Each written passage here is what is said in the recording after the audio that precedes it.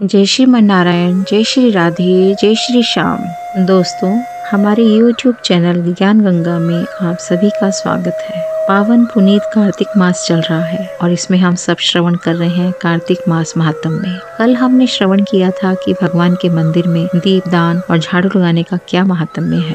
उसके आगे की कथा हम आज श्रवण करेंगे। जय श्रीमन नारायण। सूत जी कहने लगे कि अब सब व्रतों में उत्तम व्रत और मोक्ष के देने वाले एकादशी के व्रत का महात्म्य सुनो। एकादशी तिथि कृष्ण पक्ष की हो या शुक्ल पक्ष की, अन्न नहीं खाना चाहिए।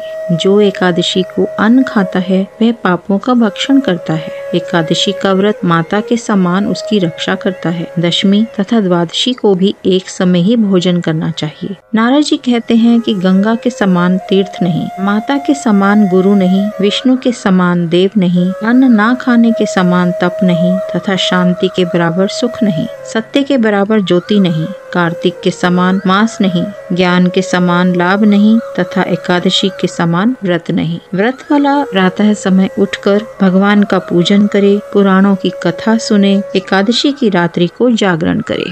नारद जी कहने लगे कि हे राजन, अब एक इतिहास सुनो। नर्मदा के तट पर गालव ऋषि का अति शोभायमान आश्रम था। गालव का भद्रशील नाम का एक पुत्र था जो विष्णु का परम भक्त था। वह बालकों के साथ भगवान की मूर्ति बनाकर पूजन किया करता था। साथ ही बालकों को उपदेश दिया करता था कि वह भी भगवान का पूजन करें तथा एकादशी का व्रत रखें। बालक भी उसका उपदेश सुनकर वैसा ही किया करते थे। अपने पुत्र के चरित्र को देख एक समय उसके पिता गालव ऋषि ने उससे पूछा कि भद्रशील, तुम सदैव भगवान विष्णु की पूजा में लगे रहते हो, यह उपदेश तुमको किसने दिया? यह बात सुनकर भद्रशील कहने लगा कि पिताजी, आपको अपने पूर्व जन्म का वृतांत सुनाता हूँ। पहले जन्म में मेरा जन्म चंद्र वंश में हुआ था। धर्म कीर्ति मेरा नाम था। दत्तात्रेय जी से मैंने शिक्षा दीक्षा ग्रहण की। मैंने 1000 वर्ष तक राज्य किया। उस काल में मैंने अनेक धर्म तथा पाप भी किए, परंतु देववश में बुरी संगत में पड़ गया और वेद मार्ग छोड़कर पाखंड मार्ग पर चल पड़ा।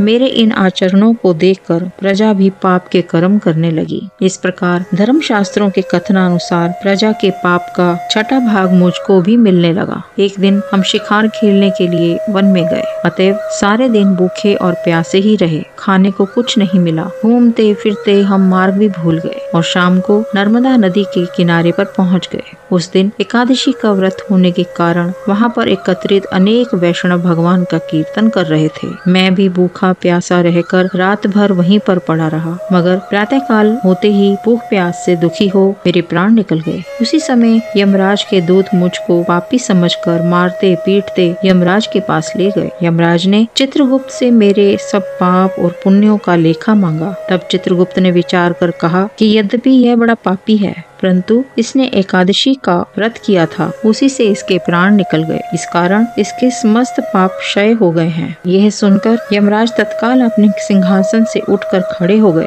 और हाथ जोड़कर मुझसे बोले कि क्षमा करना, हमसे भूल हो गई। साथ ही मुझको नमस्कार भी किया। फिर अपने दूतों को धमका कर कहने लगे कि जो मनुष्य भगवान के नामों का जाप करता हो उसको कभी हमारे पास मत लाओ। जिसने अनजाने में भी एकादशी का व्रत किया हो तब भी उसके पाप क्षय हो जाते हैं और उसको हमारे पास आने की आवश्यकता नहीं पड़ती। इसके बाद यमराज ने मेरा पूजन किया और फिर मुझे सुंदर विमान में बिठाकर विष्णु लोक को भेज दिया। हजारों वर्ष तक इंद्रलोक तथा विष्णु लोक में रहने के पश्चात अब फिर मैंने यहाँ पर जन्म लिया है। जो कोई इस कथा को पढ़ता है अथवा सुनता है उसके सभी पाप नष्ट हो जाते हैं। आज की कथा यहीं तक। कल की कथा इसी चैनल पर। हमारे ज्ञान गंगा चैनल को आप सब्सक्राइब जरूर कर लें और लाइक करना ना भूलें। धन्यवाद। जय श्रीमन नारायण, जय श्री राधे, जय श्री श्याम। कार्तिक मास की जय। तुलसा माता की जय। तुलसा तेरी डाली पे शाम बसते, तुलसा तेरी डाली पे शाम बसते, शाम बस तेरे घन श्याम बसते, श्याम बस तेरे घन श्याम बसते। तुलसा तेरी डाली पे शाम बसते, तुलसा तेरी डाली पे शाम बसते, शाम बस तेरे घनश्याम बसते। एक और सीता एक और लक्ष्मण, एक और सीता एक और लक्ष्मण, बीच में जय हो, बीच में राम भगवान बसते। श्याम बसते रे घनश्याम बसते, श्याम बसते रे घनश्याम बसते। तुलसा तेरी डाली पे श्याम बसते, श्याम बसते रे घनश्याम बसते।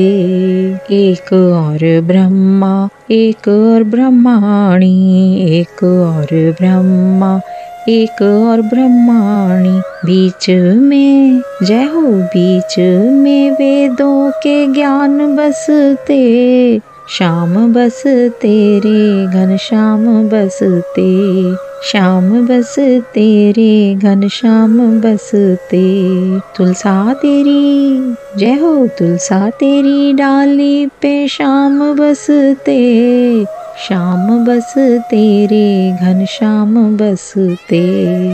एक और विष्णु एक और लक्ष्मी, एक और विष्णु एक और लक्ष्मी, बीच में जय हो, बीच में धन के अंबार बसते। श्याम बसते रे घनश्याम बसते, श्याम बसते रे घनश्याम बसते। तुलसा तेरी डाली पे श्याम बसते, श्याम बसते रे घनश्याम बसते।